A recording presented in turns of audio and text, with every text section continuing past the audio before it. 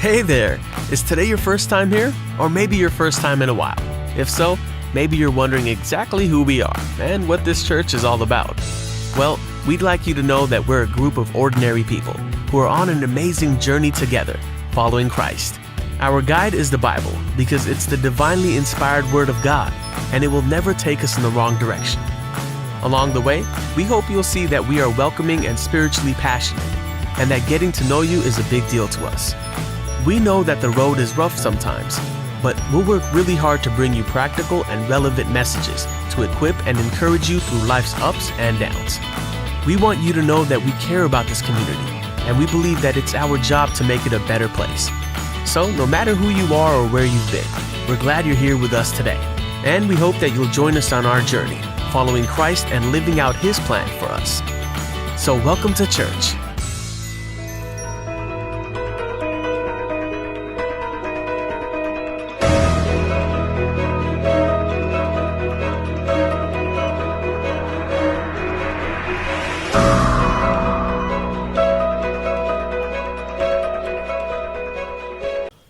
Praise the Lord.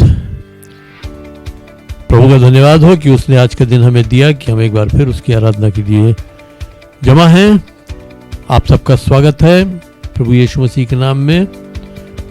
और ये समय है कि हम आराधना में जाएंगे और आराधना में आप आराधना का आनंद उठाएं, आत्मा में तैयारी करें ताकि प्रभु से आपका मेल हो सके, और जो कुछ भी प्रभु आज आपसे कहना चाहता है आप उसको अपने हृदय में ग्रहण कर सकें और आज का दिन आपके लिए एक आशीष का दिन हो। तो प्रभु आपको आशीष दे। अब समय है आराधना का, हम आराधना में चलेंगे। और इससे पहले कि हम आराधना आरंभ करें, हम प्रार्थना करना चाहेंगे। प्रिय पिता परमेश्वर, हम तुझे धन्यवाद देते हैं आज की सुंदर सुबह के लिए जो तूने हमें दी, कि हम इसमें तेरी आराधना कर सकें, तेरी स्तुति कर सकें। हम तुझे धन्यवाद देते हैं कि तूने बीते सप्ताह हम सबको सुरक्षित रखा प्रभु। अपनी हर प्रकार की आशीषों से तूने हमें भरपूर किया, उसके लिए तेरा धन्यवाद करते हैं। धन्यवाद करते हैं पिता परमेश्वर कि तूने हम सबको एक साथ जोड़ा है कि हम तेरी महिमा का पात्र बन सकें, हम तेरी महिमा को इस संसार में, इस पृथ्वी पर प्रकट कर सकें। आज का समय पवित्र आत्मा हम तेरे अधिकार, तेरी अगुवाई में देते हैं। आराधना दल पर तेरा अभिषेक हो, जो कुछ भी वो गाते हैं बजाते हैं उस पर तेरा अभिषेक हो, तेरी ऐसी अगुवाई और तेरा ऐसा अभिषेक हो कि इस आराधना के द्वारा वो हर सुनने वाले को उस स्थान तक ले जा सके जहां वो आत्मा में तुझसे मेल कर सके। हाँ प्रभु, हर एक को आशीष दे। तेरे अधिकार, तेरी अगुवाई में आगे का समय सौंपते हुए हम इस विनती को प्रभु यीशु मसीह के नाम से मांगते हैं, आमीन।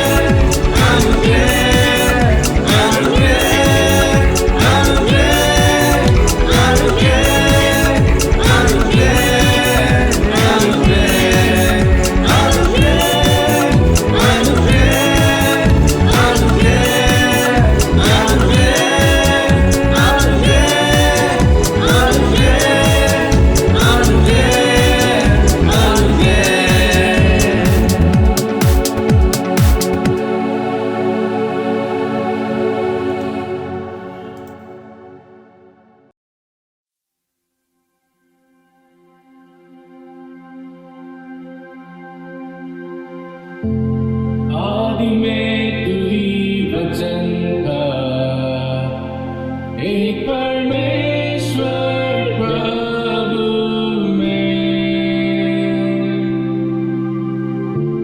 जो महिमा सृष्टि में छुपी हुई प्रगट में मसीह।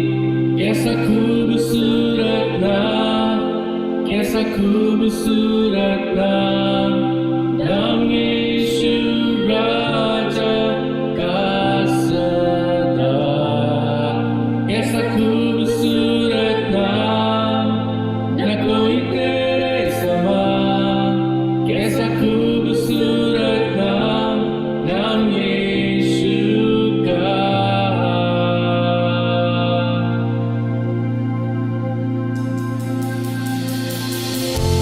स्वर्ग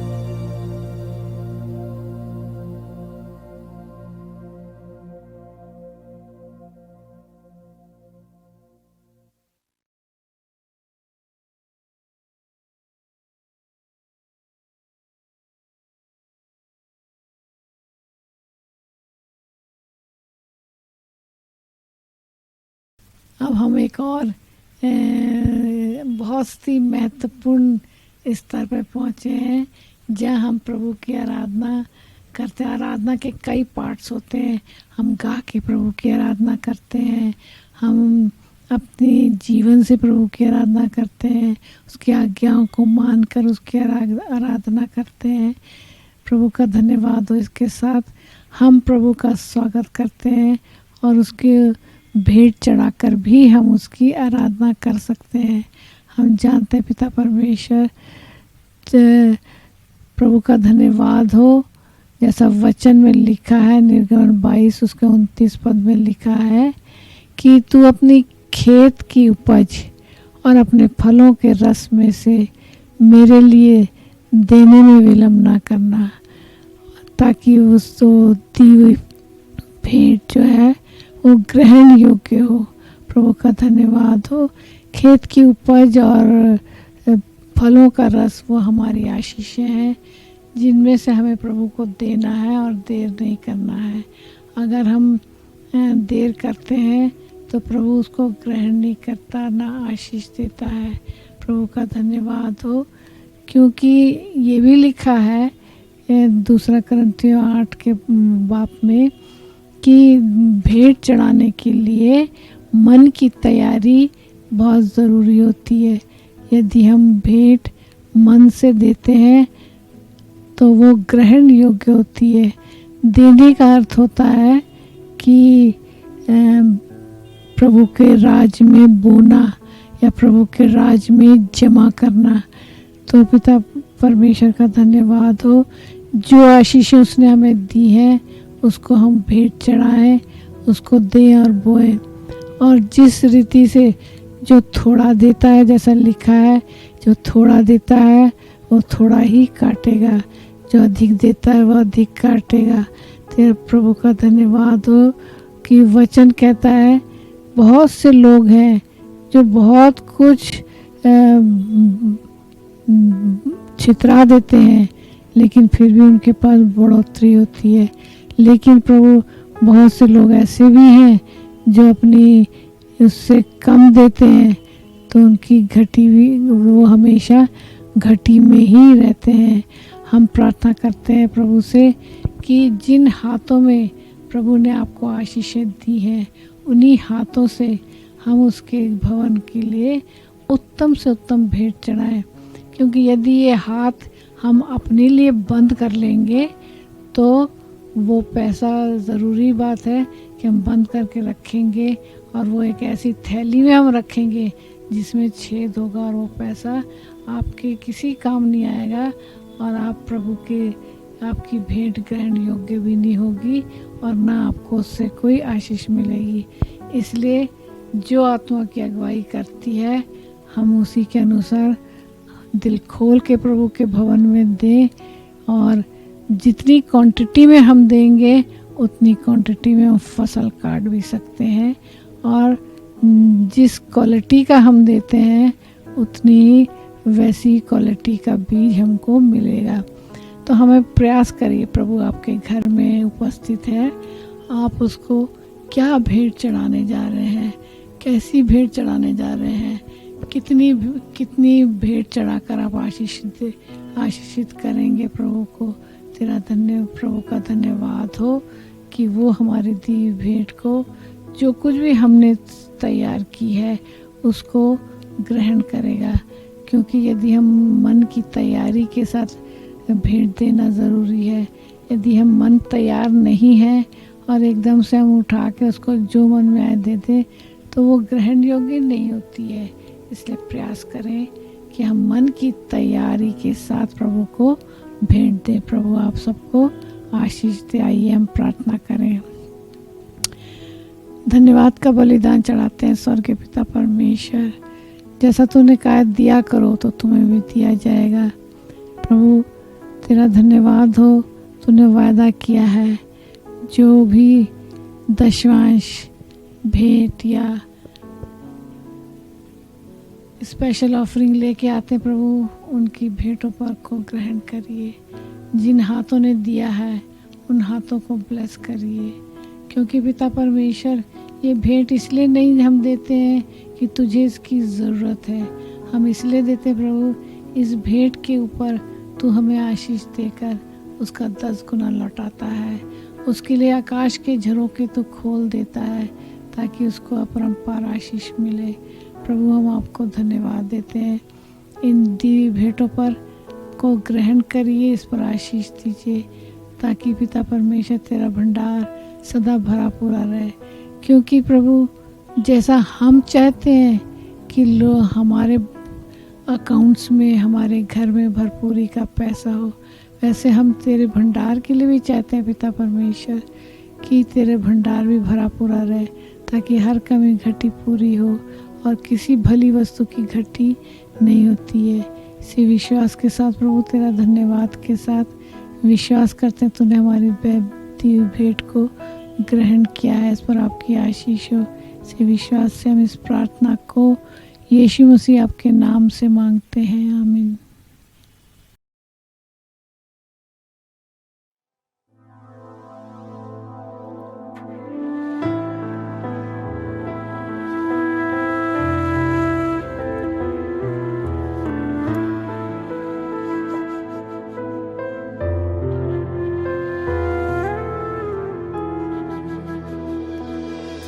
जहाँ थी खुशबू प्यार की, कहाँ से आई नफरत की तलवार। जहाँ रहते थे साथ मिलके, कहाँ से आई जात धर्म की दीवार। यीशु ने सिखाया करो तुम दुश्मनों से भी प्यार। है ये मेरी दुआ, सलामत रखना भारत को ऐ खुदा। है ये दुआ।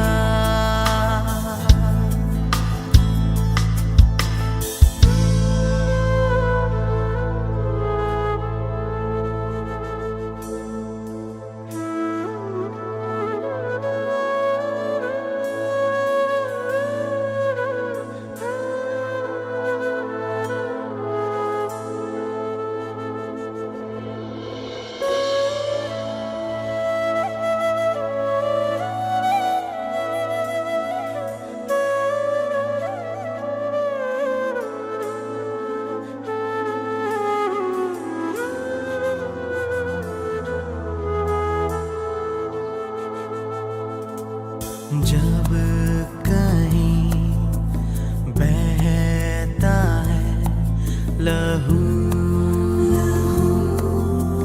हाँ वहीं बहते हैं आंसू। हर तरफ छाया हुआ है मातम, जो थे अपने वो बन गए दुश्मन।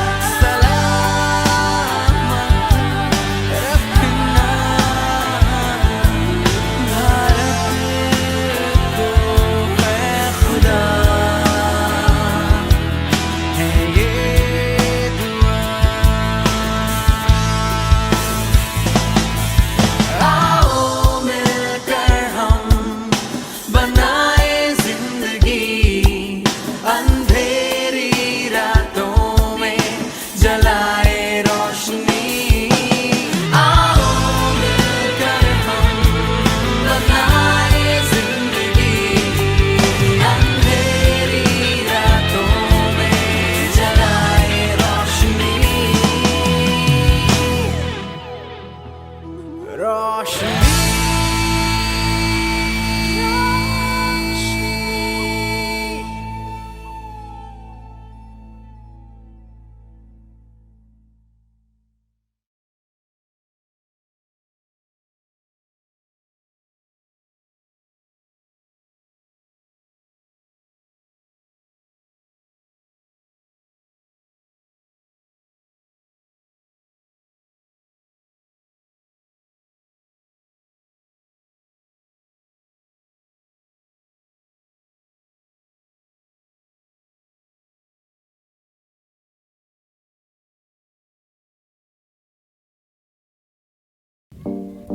Give praise to the Lord, proclaim His name.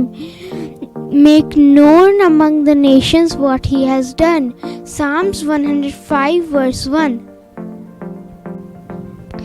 Blessed are those who keep justice. Psalms 106 verse 3. मेरा प्रभु है, तेरे सिवाय मेरी भलाई कहीं नहीं। भजन संहिता 16:2। क्योंकि मनुष्य का पुत्र खोए हुए को ढूंढने और उनका उद्धार करने आया है। लूका 19:10। Praise the Lord everyone. Now the Bible words. May God be gracious to us and bless us and make His face shine on us.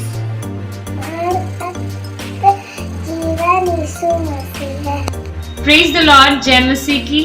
आइए एक साथ मिलकर हम संडे स्कूल के बच्चों के लिए प्रार्थना करें। हालेलुया। धन्यवाद करते प्रेम पिता परमेश्वर आज के सुंदर दिन के लिए प्रभु। हम धन्यवाद करते प्रभु, हम एक साथ मिलके परमेश्वर आपके सम्मुख आए परमेश्वर। हम विशेष प्रार्थना करते प्रभु जी इन बच्चों के लिए प्रभु, इन्होंने जो कुछ भी पद सुनाए प्रभु उन्हें दीजिए अपने जीवन में परमेश्वर, इन पदों पे चल सके परमेश्वर पिता, औरों के लिए भी आशीष का कारण बन सके प्रभु जी। इन्हें अपने वरदानों से भरिए प्रभु, अपनी आशीषों से भरिए परमेश्वर। इनके जीवन में आपकी अगुवाई मांगते परमेश्वर पिता, उन्हें दीजिए जीवन के हर एक क्षेत्र में अपना सर्वप्रथम स्थान आपको दे सके परमेश्वर पिता। इनके घरानों में परमेश्वर पिता आपकी आशीषें मांगते प्रभु जी।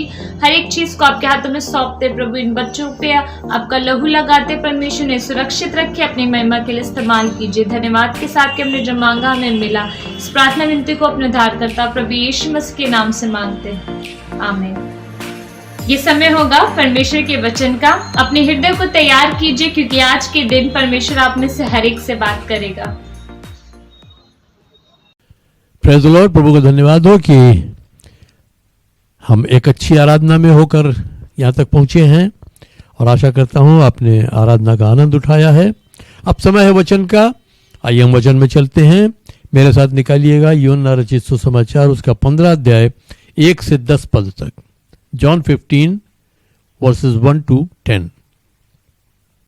सच्ची दाखलता मैं हूं और मेरा पिता किसान है। जो डाली मुझ में है और नहीं फलती उसे वो काट डालता है, और जो फलती है उसे वो छांटता है ताकि वो और फल लाए। और अब तुम उस वचन के द्वारा शुद्ध हो जो मैंने तुमसे बोला है। मुझ में बने रहो और मैं तुम में। जैसे डाली यदि दाखलता में बनी न रहे तो स्वयं से फल नहीं ला सकती, ऐसे ही तुम भी यदि मुझ में बने न रहो तो फल नहीं ला सकते। दाखलता मैं हूं और तुम डालियां हो। जो मुझ में बना रहता है और मैं उसमें, वो बहुत सा फल लाता है, क्योंकि मेरे बिना तुम कुछ नहीं कर सकते। यदि कोई मुझ में बना न रहे तो वो डाली के समान फेंक दिया जाता है और मनुष्य उन्हें इकट्ठा करते हैं और उन्हें आग में डाल देते हैं और वे जल जाती हैं। यदि तुम मुझ में बने रहो और मेरे वचन तुम में बने रहें तो तुम जो चाहे मांगो वो तुम्हारे लिए हो जाएगा। मेरे पिता की महिमा इसी में होती है कि तुम बहुत सा फल लाओ और इसी प्रकार तुम मेरे चेले ठहरोगे। जैसे पिता ने मुझसे प्रेम किया है वैसे ही मैंने तुमसे किया है। मेरे प्रेम में बने रहो। यदि तुम मेरी आज्ञाओं को मानते हो तो तुम मेरे प्रेम में बने रहोगे, जैसे मैंने पिता की आज्ञाओं को माना है और उसके प्रेम में बना रहता हूं। परमेश्वर अपने वचन के पढ़े और सुने जाने पर आशीष दे। हम विशेष रूप से यहां देखते हैं 7वें पद को, जहां लिखा है यदि तुम मुझ में बने रहो और मेरे वचन तुम में बने रहें तो तुम जो चाहे मांगो तुम्हारे लिए हो जाएगा। यदि तुम मुझ में बने रहो और मेरे वचन तुम में बने रहें। तो परमेश्वर का वचन यदि हम में बना रहता है तो हम फलवंत होते हैं। हम आज यही देखेंगे कि परमेश्वर का वचन यदि हम में बना है तो उसका हमें क्या लाभ मिलता है, वो हमारे लिए किस रीति से कार्य करता है। अगर हम परमेश्वर के वचन में बने हुए हैं या परमेश्वर का वचन हम में बना हुआ है तो वो किस रीति से हमारी सहायता करता है, हम उसके चेले कैसे ठहर सकते हैं। दो प्रश्न हमारे सामने हैं कि मसीह के वचन में बने रहने का क्या लाभ है, और दूसरा प्रश्न ये है कि हम उसके चेले कैसे ठहर सकते हैं। उसके चेले हम ठहर सकते हैं फल लाने से, जैसा 8वें पद में लिखा है, मेरे पिता की महिमा इसी में होती है कि तुम बहुत सा फल लाओ और इसी प्रकार तुम मेरे चेले ठहरोगे। तो उसका चेला हम तब ठहरते हैं जब हम बहुत सा फल लाते हैं। और फल हम कब ला सकते हैं, कैसे ला सकते हैं, उसके लिए हमें क्या करना है। यूहन्ना 8 उसके 31 और 32 पद को अगर हम देखें तो यहां लिखा है, तब यीशु ने उन यहूदियों से जिन्होंने उस पर विश्वास किया कहा, यदि तुम मेरे वचन में बने रहो तो तुम वास्तव में मेरे चेले ठहरोगे और तुम सत्य को जानोगे और सत्य तुम्हें स्वतंत्र करेगा। चेले हम कब ठहरेंगे, जब हम उसके वचन में बने रहेंगे। एक वास्तविक शिष्य, एक असली चेला वो है जो उसके वचन में बना रहता है। और उससे लाभ क्या होता है, सत्य को जानोगे और सत्य तुम्हें स्वतंत्र करेगा। एक यहां पर छोटा सा उदाहरण देना चाहता हूं। आप सबको मालूम होगा, लाजर जो 4 दिन का मुर्दा था, कब्र में रखा था, जब यीशु मसीह ने उसको जिलाया, उसको आज्ञा दी, लाजर बाहर निकला, तो लाजर कफन में लिपटा हुआ कब्र से बाहर आ गया, यानी मुर्दा जी उठा। और तब यीशु मसीह ने लोगों से कहा कि इसके बंधन खोल दो। ठीक इसी प्रकार जब हम अपनी मृत्यु की अवस्था से जी उठते हैं, यानी हम अपने पाप की अवस्था से बाहर आते हैं, जब हम प्रभु यीशु मसीह पर विश्वास करते हैं, उसे अपना उद्धारकर्ता ग्रहण करते हैं, तो हम मृत्यु से जीवन में आते हैं। लेकिन अभी भी बंधन हमारे चारों ओर लिपटे होते हैं, उन बंधनों को हमें खोलते जाना है। तो वही लिखा है कि तुम सत्य को जानोगे और सत्य तुम्हें स्वतंत्र करेगा। जैसे जैसे तुम मेरे वचन को जानते जाओगे, जैसे जैसे सत्य को जानते जाओगे, जैसे जैसे प्रभु यीशु मसीह कहता है तुम मुझे जानते जाओगे, तुम स्वतंत्र होते जाओगे।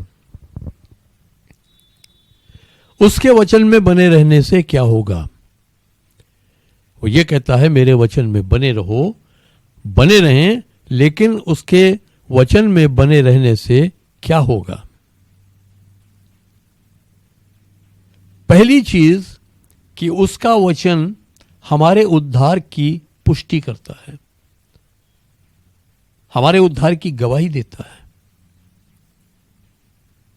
क्योंकि हमारे लिए अगर हम प्रभु में जीवन बिता रहे हैं तो सबसे पहली और जरूरी बात यह है कि हमें ये मालूम होना चाहिए कि हम उद्धार पा चुके हैं। बिना उद्धार पाए हुए हम प्रभु के लिए कुछ भी नहीं कर सकते हैं। जैसे यीशु मसीह ने कहा कि नया दाखरस पुरानी मशकों में नहीं डाला जाता, वरना वो नई मशकों को पुरानी मशकों को फाड़ देता है और दोनों नाश हो जाते हैं। तो हमारे पुराने व्यक्तित्व में, हमारे पुराने मनुष्यत्व में प्रभु का वास नहीं हो सकता जब तक हम नए न बने, जब तक हम नए सिरे से जन्म न लें।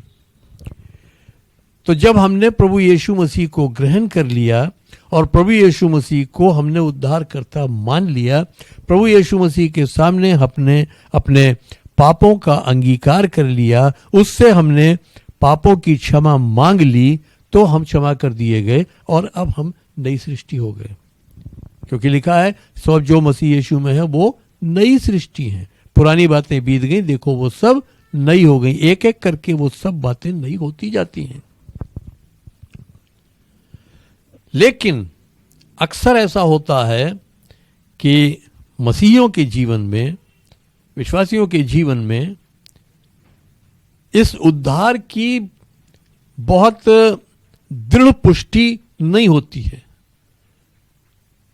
क्योंकि उनका जो स्वाभाविक मन है वो संदेह करता है और उन्हें यह लगता है कि क्या वास्तव में मेरा उद्धार हो गया है, क्या वास्तव में मेरे पाप क्षमा हो गए हैं, क्या वास्तव में मैं बदल दिया गया हूं, क्या वास्तव में मेरे पापों का लेखा मिट गया है, क्या वास्तव में जब हमने परमेश्वर से मांगा तो उसने हमारे पापों को हमसे दूर कर दिया है, क्या वाकई उसने हमको एक नया जीवन दे दिया है, क्या वाकई हम उद्धार पा चुके हैं। ये एक संदेह अक्सर मसीहियों के जीवन में, उनके हृदय में आता है। लेकिन मैं एक विशेष पद यहां रखना चाहता हूं। वैसे तो बाइबल में बहुत से ऐसे पद हैं जो हमारे उद्धार की पुष्टि करते हैं, लेकिन एक पद विशेष रूप से रखना चाहता हूं, वो है यूहन्ना 5 अध्याय उसका 24वां पद। यूहन्ना 5:24 में यहां यीशु मसीह कहता है, मैं तुमसे सच सच कहता हूं, जो मेरा वचन सुनता है और उस पर विश्वास करता है जिसने मुझे भेजा है, उसके पास अनंत जीवन है और उस पर दंड की आज्ञा नहीं होगी, किंतु वो मृत्यु से पार होकर जीवन में प्रवेश कर चुका है। हालेलुया। यीशु मसीह कहता है, मैं तुमसे सच सच कहता हूं। यहां मैं इस बात पर भी थोड़ा सा प्रकाश डालना चाहूंगा। यीशु मसीह, जैसा वो यूहन्ना 14:6 में कहता है, मार्ग सत्य और जीवन में ही हूं, यानी सत्य यीशु मसीह है। वैसे ही वो यूहन्ना 17:17 में ये भी प्रार्थना करता है कि हे पिता, तू इन्हें अपने सत्य से पवित्र कर, और तेरा वचन सत्य है। यानी सत्य केवल परमेश्वर का वचन है, उसके अतिरिक्त सत्य कुछ भी नहीं है। परमेश्वर का वचन ही सत्य है। और यूहन्ना 1:14 में लिखा है, वचन देहधारी हुआ। आदि में वचन था, वचन परमेश्वर था, वचन परमेश्वर के साथ था, वही वचन देहधारी हुआ जो यीशु नाम से मनुष्य के रूप में हमारे बीच में रहा। तो सीधी सी बात है कि यीशु मसीह सत्य है, क्योंकि परमेश्वर का वचन सत्य है और परमेश्वर का वचन ही देहधारी हुआ, तो यीशु मसीह सत्य है। वो अपने आप में सत्य है, और सत्य अगर बोलेगा तो सत्य ही बोलेगा। सत्य कभी झूठ नहीं बोल सकता। सत्य जो कुछ भी कहेगा वो हमेशा सत्य होगा। तो यीशु मसीह ने जो कुछ भी कहा सब कुछ सत्य है। लेकिन उसके बावजूद यीशु मसीह कई जगहों पर ऐसे कहता है, मैं तुमसे कहता हूं, कई जगहों पर कहता है मैं तुमसे सच कहता हूं, और कई जगह पर वो कहता है मैं तुमसे सच सच कहता हूं। यानी सच खुद बोल रहा है और कहता है मैं तुमसे सच सच कहता हूं। यानी यहां इस बात पर वो एक विशेष जोर देता है।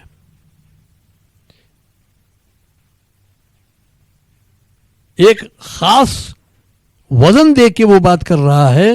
वो इस बात को के महत्व को दर्शा रहा है कि वो जो कह रहा है वो कितनी महत्वपूर्ण बात है और कितना बड़ा सच है, कितना अकाट्य सत्य है,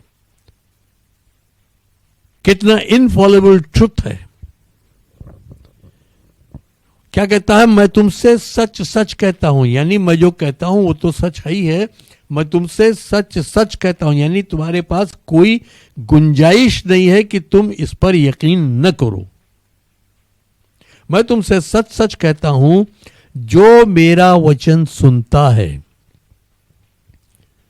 और उस पर विश्वास करता है जिसने मुझे भेजा है, यानी मेरे भेजने वाले पर विश्वास करता है, उसके पास अनंत जीवन है, वो अनंत जीवन पा चुका है और उस पर दंड की आज्ञा नहीं होगी।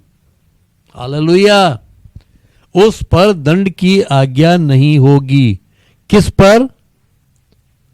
जो यीशु मसीह का वचन सुनता है और उसके भेजने वाले पर यानी पिता पर विश्वास करता है। पिता परमेश्वर पर विश्वास करता है और यीशु मसीह के वचन को सुनता है, वो अनंत जीवन पा चुका है। लिखा है, यीशु मसीह कहता है, और उस पर दंड की आज्ञा नहीं होगी, किंतु वो मृत्यु से पार होकर जीवन में प्रवेश कर चुका है। यदि आज तक आपने इस वचन को इस रीति से नहीं समझा था, नहीं पढ़ा था, नहीं सुना था, तो आज इस बात पर ध्यान दीजिए कि यीशु मसीह कहता, मैं तुमसे सच सच कहता हूं, अगर तुम मेरा वचन सुनते हो और मेरे भेजने वाले पर विश्वास करते हो तो तुम्हारे पास अनंत जीवन है और तुम पर दंड की आज्ञा नहीं होगी, क्योंकि तुम मृत्यु से पार होके जीवन में प्रवेश कर चुके हो। अब हम अपने आप को जांचें कि हम कहां हैं। क्या हम उसके वचन को सुनते हैं? क्या हम उसके भेजने वाले यानी पिता परमेश्वर पर विश्वास करते हैं? अगर है ऐसा तो हमारे पास अनंत जीवन है, और अगर ऐसा है तो हम पर दंड की आज्ञा नहीं होगी, और अगर ऐसा है तो हम मृत्यु से पार होकर जीवन में प्रवेश कर चुके हैं। इसी तरह और बहुत से पद हैं, जैसे यूहन्ना 3:16 है, 6:27 है, 6:35 है, 6:37 है, 6:40 है, यूहन्ना 10 उसके 27 से 29 पद तक है, रोमियो 8:1 है। रोमियो 8:1 में साफ लिखा है, सब जो मसीह यीशु में है उन पर दंड की आज्ञा नहीं है। हालेलुया। उन पर दंड की आज्ञा नहीं है। यूहन्ना 3:16 में लिखा है, क्योंकि परमेश्वर ने जगत से ऐसा प्रेम किया कि उसने अपना इकलौता पुत्र दे दिया, ताकि जो कोई उस पर विश्वास करे। इस बात पर ध्यान दीजिए, जो कोई। आप अगर आज सुन रहे हैं और अब तक आपने उस पर विश्वास नहीं किया है, आज यदि आप उस पर विश्वास करते हैं तो क्या कहता है, जो कोई उस पर विश्वास करे वो नाश न हो वरन अनंत जीवन पाए। तो परमेश्वर का वचन जो है, यीशु मसीह का वचन जो है, वो हमको हमारे उद्धार की पुष्टि करता है। वो बराबर हमको ये याद दिलाता है कि हम उद्धार पा चुके हैं, हमारा उद्धार हो चुका है। यीशु मसीह ने हमारे पापों को क्षमा कर दिया है। एक बार हमने जब क्षमा मांगी है, उसी दिन उस क्षण तक के जितने पाप थे वो सारे क्षमा किए जा चुके। हां, वो दुष्ट यानी शैतान, वो अक्सर करके आपके पास आएगा, आपके कान में वो कहेगा, क्या सोचते हो, तुम्हारा फला पाप ऐसे ही क्षमा हो जाएगा? तुमने वो जो पाप किया था, क्या सोचते हो, क्या वो भी क्षमा हो गया? इस तरह से वो आपके अंदर संदेह डालने का प्रयास करेगा, जैसे उसने हव्वा के अंदर बागे अदन में संदेह यानी शक पैदा करने की कोशिश की थी और उसमें वो कामयाब हो गया। वैसे ही वो विश्वासियों के पास भी आता है और उनके अंदर भी शक पैदा करने की कोशिश करता है। लेकिन जो मसीह के वचन में बने हुए हैं, उनको मालूम है कि वो मसीह में कौन हैं। उन्हें मालूम है कि उनका उद्धार हो चुका है। उन्हें मालूम है कि उन पर दंड की आज्ञा नहीं है। उन्हें मालूम है कि उनके पापों का लेखा मसीह के लहू के द्वारा मिटाया जा चुका है। दूसरी चीज, जब हमारे जीवन में विपत्तियां आती हैं, विषम परिस्थितियां आती हैं, नकारात्मक परिस्थितियां आती हैं, नेगेटिव सिचुएशंस आती हैं, उस समय अक्सर लोग चिंता करते हैं। उस समय अक्सर उनको लगता है कि पता नहीं परमेश्वर ने छोड़ दिया है, क्या बात है, क्यों ऐसा हो रहा है। लेकिन ऐसी परिस्थितियों में भी यदि हम उसके वचन में बने हुए हैं तो वो वचन परमेश्वर के हाथ की पुष्टि करता है। यानी वो वचन इस बात को प्रमाणित करता है, इस बात की पुष्टि करता है कि हर एक परिस्थिति में परमेश्वर है और परमेश्वर का हाथ है। परमेश्वर का हाथ हट नहीं गया, परमेश्वर का हाथ छोटा नहीं हो गया। और इस विषय के लिए जो सबसे महत्वपूर्ण पद है और ऐसी आवश्यकता के समय में हमको सबसे अधिक ढाढ़स और शांति और सांत्वना देता है, वो है रोमियो 8 उसका 28 पद। क्या लिखा है यहां? और हम जानते हैं कि उन सब के लिए जो परमेश्वर से प्रेम रखते हैं, उनके लिए जो उसके उद्देश्य के अनुसार बुलाए हुए हैं, सब बातें मिलकर भलाई को उत्पन्न करती हैं। किनके लिए? जो परमेश्वर से प्रेम रखते हैं। यीशु मसीह ने क्या कहा? यूहन्ना 15 उसके 9वें पद में, जैसे पिता ने मुझसे प्रेम किया है वैसे ही मैंने तुमसे किया है, मेरे प्रेम में बने रहो। जो उसके प्रेम में बने रहते हैं, यीशु मसीह जैसे कहता है यूहन्ना 14 उसके 21 में, जिसके पास मेरी आज्ञाएं हैं और वो उन्हें मानता भी है, वही है जो मुझसे प्रेम रखता है। तो अगर हम उससे प्रेम रखते हैं, अगर हम उसके उद्देश्य के अनुसार बुलाए हुए हैं, तो हमारे लिए सब बातें मिलकर सकारात्मक नकारात्मक सारी बातें मिलकर, अच्छी परिस्थितियां बुरी परिस्थितियां, अच्छे हालात बुरे हालात, नफा नुकसान, सब कुछ मिलाकर हमारे लिए भलाई उत्पन्न होती है। और इस पद का जो एक बहुत महत्वपूर्ण हिस्सा है वो बिल्कुल आरंभ में लिखा है, और हम जानते हैं। क्या आप जानते हैं इस बात को? आपने पढ़ा है, कई बार पढ़ा है, कई बार सुना है, कई बार आपने दूसरों को भी प्रेरित किया है, कई बार आपकी जरूरत पर आपको किसी ने प्रेरित किया है।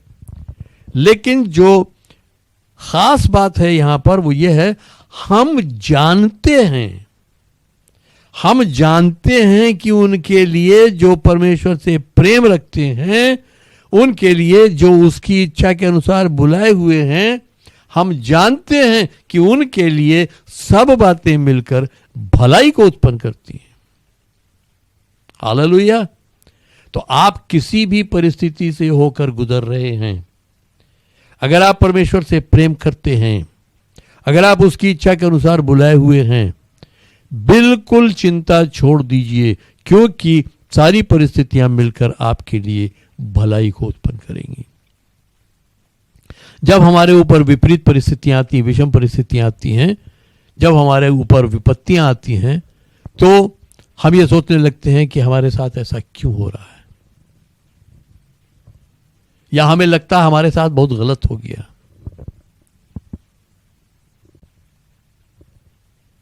असमय किसी की मृत्यु हो गई तो हमें लगता है हमारे साथ बहुत गलत हो गया, हमारा बहुत बड़ा नुकसान हो गया।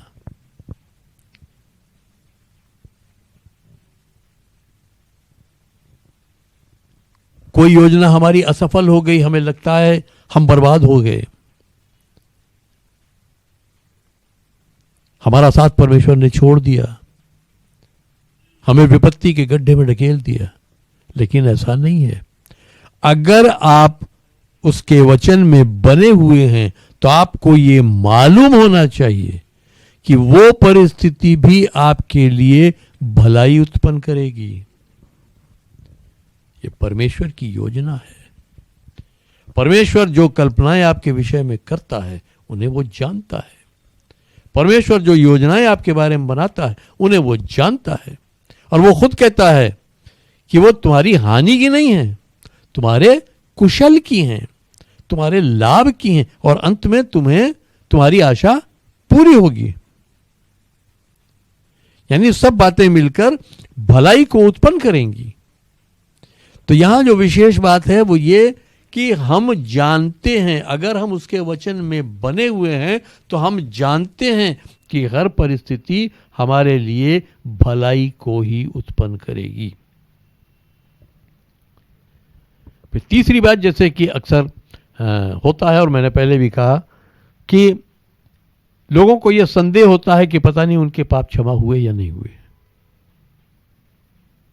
और विशेषकर एक विश्वासी व्यक्ति जब वो अपने पापों से क्षमा मांगता है, क्षमा कर दिया जाता है, और उसके बाद उससे दोबारा पाप हो जाता है, वो दोबारा गिर जाता है, तो उस समय वो इतना अधिक आत्मग्लानि से भर जाता है, इतना अधिक कंडेमनेशन से भर जाता है वो, कि फिर उसको लगता है कि अब मेरी क्षमा नहीं होगी। हमारी कलीसिया की एक बच्ची थी, उसके साथ यही हुआ, और वो इस बात से बहुत परेशान थी, और ये बात उसको अंदर अंदर खाए जा रही थी, और वो आत्मिक रूप से उन्नति नहीं कर पा रही थी। तो एक दिन मैंने उसको काउंसलिंग के लिए बुलाया, मैंने उसको काउंसिल किया, और मैंने उससे ये कहा कि देखो, जब तुम पापी थी, जब तुम यीशु मसीह को नहीं जानती थी, जब तुम्हारा जीवन पूरी रीति से सांसारिकता में था, जब तुम्हें यह भी बोध नहीं था कि मैं क्या गलत कर रही हूं, क्या सही कर रही हूं, माता पिता से झूठ बोल लेना, माता पिता से जबान लड़ा लेना, माता पिता को बुरा भला कह लेना, वगैरह वगैरह तमाम बातें होती हैं। एक आम व्यक्ति जिस तरह से बुराइयों में जीवन जीता है वो था। मैंने कहा जब तुम परमेश्वर के, और लिखा है कि तब हम परमेश्वर के बैरी थे,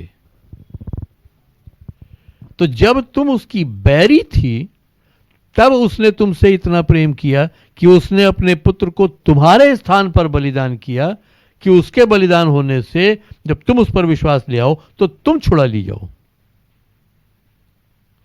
तो ये उसका प्रेम है। और फिर लिखा है कि जितनों ने यीशु मसीह को ग्रहण किया, यीशु मसीह ने उन्हें परमेश्वर की संतान होने का अधिकार दिया। तो पहले तो तुम उसकी बैरी थी, लेकिन अब परमेश्वर की संतान हो।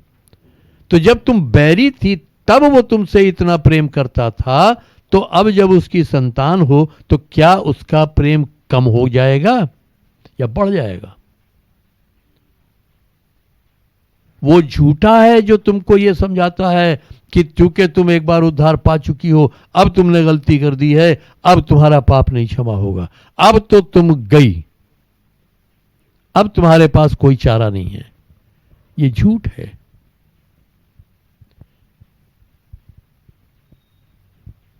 तो परमेश्वर का वचन अगर हमें मालूम है, अगर हम परमेश्वर के वचन में बने हुए हैं, तो हमें अपने अधिकार मालूम है, हमें अपने जो विशेषाधिकार हैं, हमारे पास परमेश्वर ने हमारे लिए क्या किया है, वो सब कुछ हमें मालूम है। और अगर हम परमेश्वर के वचन में नहीं बने हैं तो हमें कुछ नहीं पता है।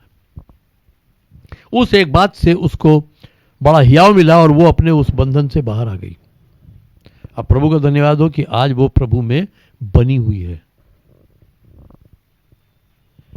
तो परमेश्वर का वचन जो है वो हमारे पापों की क्षमा की पुष्टि करता है कि जब हमने क्षमा मांगी है तो हम क्षमा कर दिए गए हैं।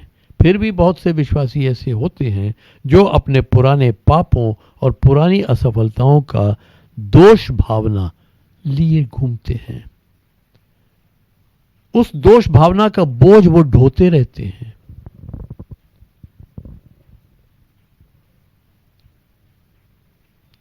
मैंने पहले भी आपसे कहा 2-3 रविवार को कि हम एक दौड़ में दौड़ रहे हैं और दौड़ने वाला अनावश्यक बोझ लेकर नहीं दौड़ता, वो अपने ऊपर से अधिक वजन हटाता है, क्योंकि जितना हल्का होगा उतना तेज वो दौड़ सकेगा।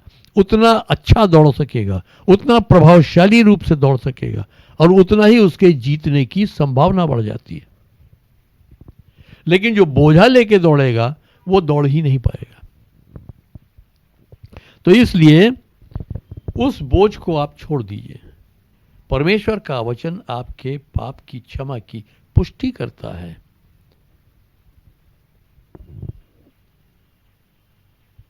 बहुत बार ऐसा होता है कि लोग ये सोचते हैं कि हमने अपने पापों का अंगीकार कर तो लिया, लेकिन क्या वाकई परमेश्वर ने क्षमा कर दिया? हम अपने आप में तो मान लें कि हाँ क्षमा हो गए, लेकिन क्या सचमुच क्षमा कर दिए गए? क्या वाकई माफी हो गई? और ये अक्सर करके विश्वासियों में ये बात आती है, क्योंकि वो दुष्ट निरंतर उनके साथ खिलवाड़ करता है उनको वो संदेह में डालने का प्रयास करता है।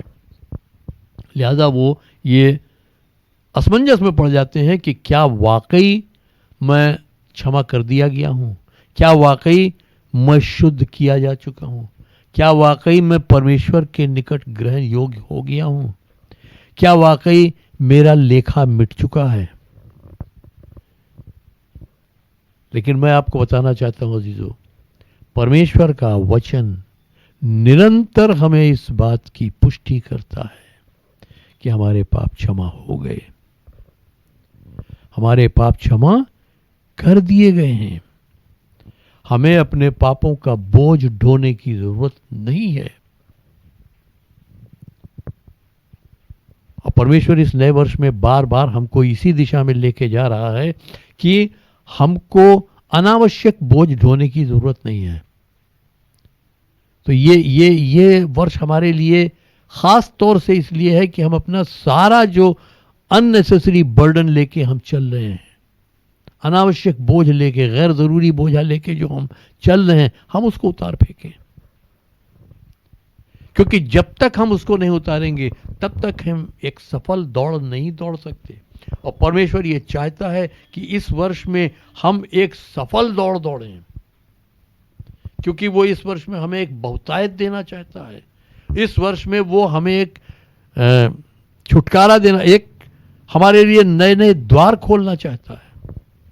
लेकिन वो तब संभव है जब हम विश्वस्त होंगे, आश्वस्त होंगे पूरी रीति से, हम अपने आप में दृढ़ होंगे, हम उसके वचन में दृढ़ होंगे, तब वो हमारे साथ हो पाएगा।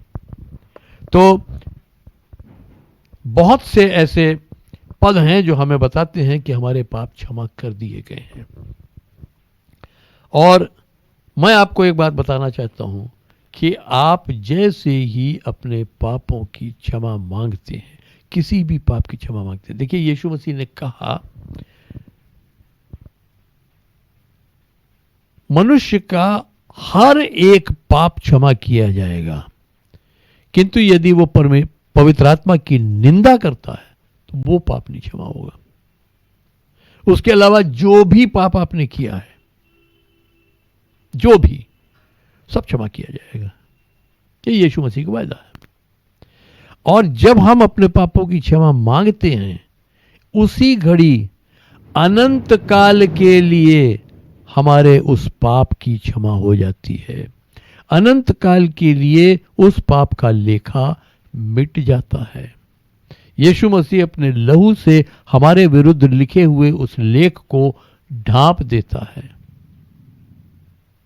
और फिर उसको दोबारा कोई नहीं पढ़ सकता। तो मैं कुछ वचन हैं जो आपके सामने रखना चाहता हूं, जो इस बात की पुष्टि करते हैं कि हमारे पाप के साथ परमेश्वर ने क्या किया। जब हम उससे क्षमा मांगते हैं, जब हम अपने पापों का अंगीकार करते हैं, तो परमेश्वर हमारे पाप के साथ क्या करता है। भजन संहिता 32 उसका 5वां पद, यहां भजनकार लिखता है, मैंने तेरे सम्मुख अपने पाप को मान लिया है और अपने अधर्म को तुझसे नहीं छुपाया। मैंने कहा, हे प्रभु, मैं अपने अपराध तेरे सम्मुख मान लूंगा और तूने मेरे पाप के अधर्म को क्षमा कर दिया। हालेलुया।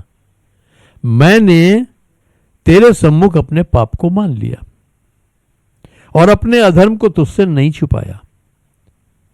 अक्सर ऐसा होता है कि हम परमेश्वर के पास आते तो हैं, लेकिन फिर भी मुंह भी छुपाते हैं और अपने पाप को भी छुपाने की कोशिश करते हैं। हम खुल के अंगीकार नहीं करते हैं, लेकिन परमेश्वर चाहता है कि हम बिल्कुल स्पष्ट उससे बात करें। जो भी हमने किया है स्पष्ट उससे कहें, प्रभु हमसे ये गलती हुई है, हमसे ये पाप हुआ है, मैंने अपने अधर्म को तुझसे न छुपाया। मैंने कहा, हे प्रभु, मैं अपने अपराध तेरे सम्मुख मान लूंगा और तूने मेरे पाप के अधर्म को क्षमा कर दिया। फिर एक पद है भजन संहिता 103 उसका 12 पद। यहां लिखा है, जितना दूर पूरब पश्चिम से है। पूरब और पश्चिम में कितनी दूरी है? पूर्व दिशा वो इन्फिनिटी है, पश्चिम दिशा वो इन्फिनिटी है। अनंत से अनंत तक की दूरी है, क्योंकि किसी भी दिशा का कोई अंत नहीं है। तो क्या लिखा है? जितना दूर पूरब से पश्चिम है, उतनी ही दूर तूने हमारे पापों को क्षमा करके हटा दिया है। Praise God, hallelujah. जितनी दूर पूरब से पश्चिम है, उतनी दूर परमेश्वर ने हमारे पापों को हमसे कर दिया है। जरूरत थी तो सिर्फ अंगीकार करने की, क्षमा मांगने की। अगर हमने वो कर लिया है तो परमेश्वर ने हमारे पापों को हमसे उतनी दूर कर दिया है जितनी दूर पूरब से पश्चिम है। ऐसे लिखा है, उसने हमारे पाप की गठरी को एक ऐसे गहरे समुद्र में डाल दिया है जहां से कोई उसे वापस नहीं ला सकता। फिर यशाया उसका 38 अध्याय उसका 17वां पद देखिए। यहां यशाया क्या लिखता है? देख, शांति ही के लिए मुझे बड़ी कड़वाहट मिली, परंतु तूने बड़ा प्रेम करके मुझे विनाश के गड्ढे से निकाल लिया है, क्योंकि मेरे सब पापों को तूने अपनी पीठ के पीछे फेंक दिया है। तूने मुझसे प्रेम करके, परमेश्वर ने हमसे प्रेम किया है। परमेश्वर प्रेम है। गॉड इज लव, खुदा मोहब्बत है। Love is not God. मोहब्बत खुदा नहीं है, खुदा मोहब्बत है। प्रेम परमेश्वर नहीं, परमेश्वर प्रेम है। तो क्या कहता है? परंतु तूने बड़ा प्रेम करके मुझे विनाश के गड्ढे से निकाला है, क्योंकि मेरे सब पापों को तूने अपनी पीठ के पीछे फेंक दिया है। क्योंकि मेरे पापों को तूने अपनी पीठ के पीछे फेंक दिया है, इसलिए मैं विनाश के गड्ढे से बाहर आ गया हूं। तो परमेश्वर ने हमारे पापों को अपनी पीठ के पीछे फेंक दिया है। अब न तो वो उन्हें देखेगा, न उनका स्मरण करेगा। वो कहता है, मैं उनके पापों को फिर कभी स्मरण नहीं करूंगा। परमेश्वर का ये वादा है कि वो हमारे पापों को फिर कभी स्मरण नहीं करेगा, लेकिन हम निरंतर स्मरण करते हैं, क्योंकि वो शैतान बार बार हमको आके कहता है कि शायद हमारे पाप क्षमा नहीं हुए, और हम उन्हें याद करते हैं। ये हमारी दुर्बलता है, और ये इसलिए होता है कि हम उसके वचन में बने नहीं हैं। अगर हम उसके वचन में बने हैं तो हमें मालूम है कि हमारे पाप परमेश्वर ने अपनी पीठ के पीछे फेंक दिए हैं। अब उनसे परमेश्वर का कोई वास्ता नहीं है, और न्याय परमेश्वर के ही हाथ में है। फिर जो सबसे महत्वपूर्ण पद है, पहला यूहन्ना 1 अध्याय उसका 9वां पद। यदि हम अपने पापों को मान लें तो वो हमारे सब पापों को क्षमा करने और हमें सब अधर्म से शुद्ध करने में विश्वास योग्य और धर्मी है।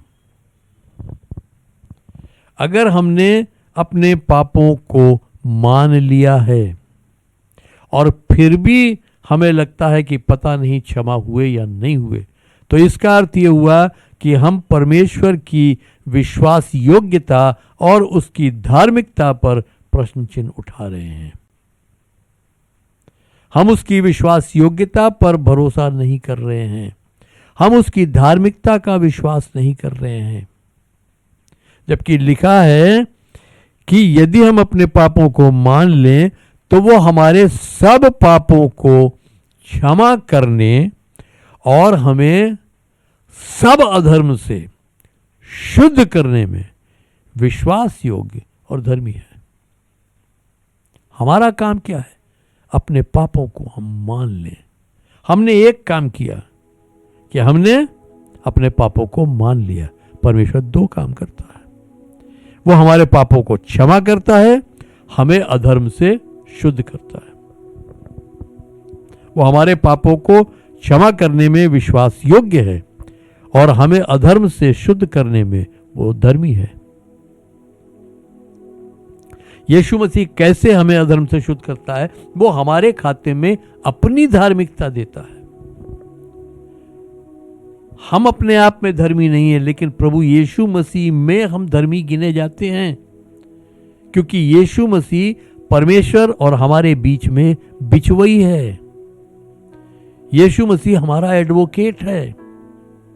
यीशु मसीह हमारे लिए विनती करने को जीवित है। तो इसलिए अजीजों, मैं आपको ये बात आज एक बार फिर स्मरण दिलाना चाहता हूं कि मसीह के वचन को अपने अंदर बैठने दीजिए। मसीह के वचन में बने रहिए। मसीह के वचन को अपने हृदय में जितना बसा सकते हैं उतना बसा लीजिए। जितना ज्यादा आप वचन में जड़ पकड़ेंगे उतना ही आप मजबूत होंगे। जो वचन में मजबूत है वो अपने चरित्र में मजबूत है। जो वचन में मजबूत है वो विश्वास में मजबूत है। जो वचन में मजबूत है वो धार्मिकता में मजबूत है। जो वचन में मजबूत है वो हर प्रकार से मजबूत है। मैं एक छोटी सी यहाँ पर एक गवाही देना चाहता हूँ। एक उदाहरण है कि एक जवान ने किसी समय कोई दुष्टात्मा का केस उसके सामने आया और दुष्टात्मा को निकाल रहा था। दुष्टात्मा नहीं निकला। उसने बाद में मुझसे बातचीत की और कहा कि मैं निकाल रहा था लेकिन दुष्टात्मा नहीं निकला। तो मैंने कहा वचन क्या कहता है? यूहन्ना 16 में, मरकुस 16 और उसके 17वें पद में यीशु मसीह कहता है विश्वास करने वालों में चिन्ह होंगे और पहला ही चिन्ह यह है कि वो मेरे नाम से दुष्ट आत्माओं को निकालेंगे। फिर ऐसा कैसे कि दुष्ट आत्मा नहीं निकला? तो उसने कहा मुझे कुछ ऐसा डाउट था, ऐसा मेरे मन में एक जैसे शक आ रहा था कि मैंने कुछ गलती की है, जो हालांकि मैंने प्रभु से मान लिया है, लेकिन उसके बावजूद वो बार बार मेरे स्मरण में आ रही थी और इस वजह से मुझे ऐसा लग रहा था कि शायद मैं इस योग्य नहीं हूं। तो मैंने कहा यही गलती है। जब मान लिया तो क्षमा हो गए, और जब क्षमा हो गए तो फिर आप वहीं वापस खड़े हो जहां आप थे। हमारा परमेश्वर हमको हर पल एक नई शुरुआत देने के लिए तैयार है। हम कितना भी ऊपर पहुंच के कितना नीचे गिर जाएं, लेकिन अगर हम फिर उठ के खड़े होते हैं और अंगीकार करते हैं और क्षमा मांगते हैं, वो फिर से हमें स्थापित करता है, फिर से दृढ़ करता है, क्योंकि वो हमारे द्वारा अपनी महिमा लेना चाहता है। तो भाइयों बहनों, आप परमेश्वर के वचन में दृढ़ हो, वचन में जड़ पकड़िए, उसके वचन में बने रहिए। जैसे यीशु मसीह कहता है कि यदि तुम मुझ में बने रहो, मेरा वचन तुम में बने रहे, तो जो चाहो मांगो तो तुम्हारे लिए वो हो जाएगा। तो विशेष रूप से जो अंतिम पद मैंने पढ़ा था, यह पहला यूहन्ना 1 उसका 9 पद, यदि हम अपने पापों को मान लें तो हमारे सब पापों को क्षमा करने और हमें सब अधर्म से शुद्ध करने में विश्वास योग्य और धर्मी है। मैं विशेष रूप से प्रार्थना करना चाहूंगा उन लोगों के लिए जो इन 3 परिस्थितियों से जूझ रहे हैं। या तो उनको अपने उद्धार की पुष्टि नहीं मिल रही है, या विषम परिस्थितियों में हैं इस कारण वो परेशान हैं, या फिर उनको ये पुष्टि नहीं है कि क्या उनके पाप क्षमा हो गए थे फिर पाप कर दिया है तो अब क्या होगा। तो अगर आप में से कोई भी इस परिस्थिति में है तो मैं आपके लिए विशेष रूप से प्रार्थना करना चाहूंगा। और मैं चाहूंगा कि इससे पहले कि मैं प्रार्थना करूं, आप अपने हृदय पर अपना दाहिना हाथ रखें और परमेश्वर से ये अपने पापों का अंगीकार कर लें। मैं वो 1 मिनट आपको देता हूं कि आप अपने पापों का अंगीकार कर लें और फिर मैं आपके लिए प्रार्थना करता हूं।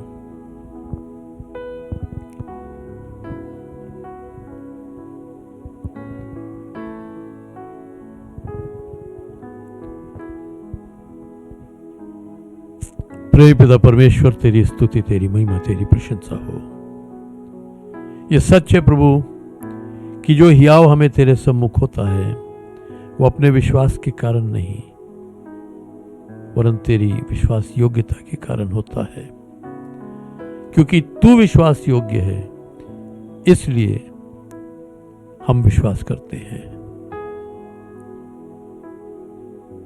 इस समय जो लोग भी इन परिस्थितियों से जूझ रहे हैं और जिन्होंने इस समय अपना हृदय तेरे सामने खोला है और तुझे पुकारा है, अपनी गलतियों को, अपने अपराधों को, अपने पापों को तेरे सम्मुख माना है,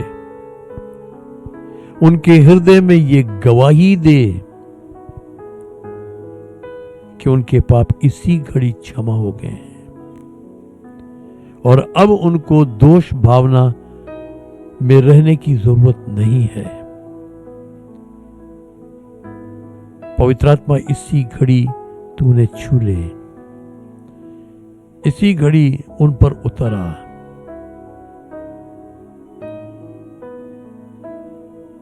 और उनकी अगुवाई कर, उनकी सहायता कर, ताकि वो एक जयवंत जीवन जी सके। वो दृढ़ता से भरपूर एक जीवन जी सके। वो हर एक परिस्थिति में तुझ में अपने स्थान, अपनी स्थिति को जान सके। जैसे तू कहता है कि जो मेरे वचन सुनता है और मेरे भेजने वाले पर विश्वास करता है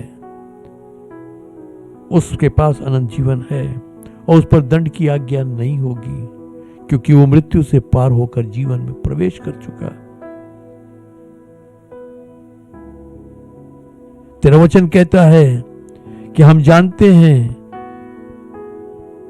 कि उनके लिए जो परमेश्वर से प्रेम रखते हैं, उनके लिए जो उसकी इच्छा के अनुसार बुलाए हुए हैं, सब बातें मिलकर भलाई को उत्पन्न करती हैं।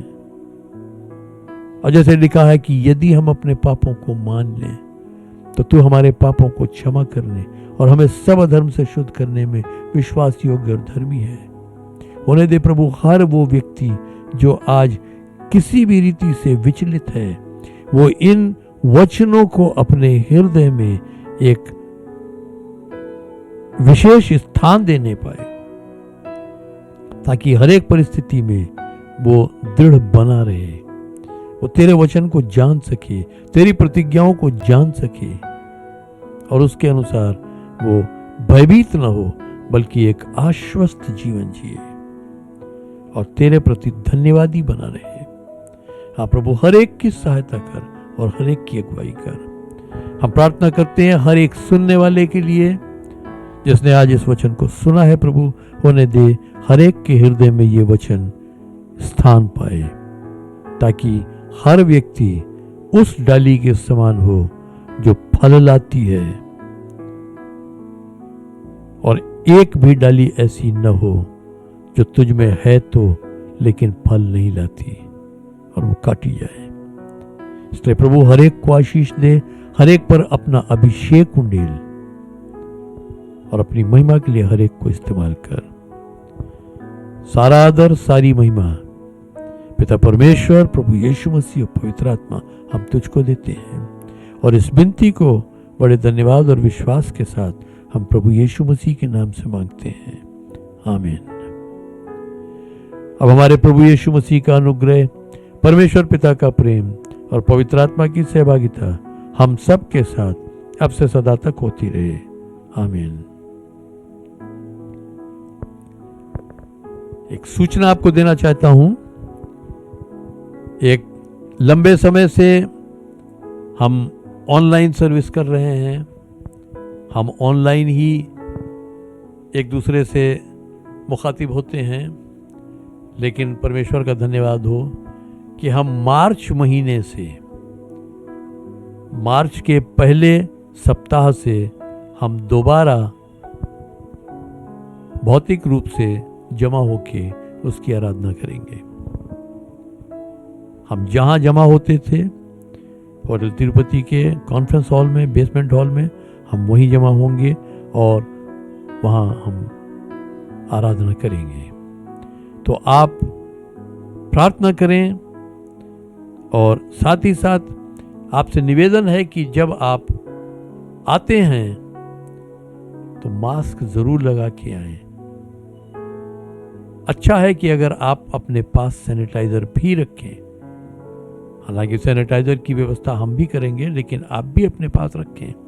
और जो वहाँ सीटिंग अरेंजमेंट किया जाता है, बैठने की जो व्यवस्था की जाती है, दूरी बना के आप उसका पालन करेंगे और उसमें किसी रीति से गड़बड़ी की कोई प्रयास नहीं करेंगे। तो प्रभु आप सबको आशीष दे, आप सबको अपनी महिमा के लिए इस्तेमाल करें। और एक बात और आपसे कहना चाहता हूँ, यदि आपके पास कोई गवाही है तो आप उसकी वीडियो रिकॉर्डिंग करके संक्षेप में आप हमारे व्हाट्सएप पे या हमारी ईमेल आईडी पर भेज सकते हैं, और संभव हुआ तो हम अगले रविवार वो गवाही आपकी दिखाएंगे, ताकि उस गवाही से औरों को भी लाभ हो सके। तो प्रभु आप सबको आशीष दे। जय मसीह की।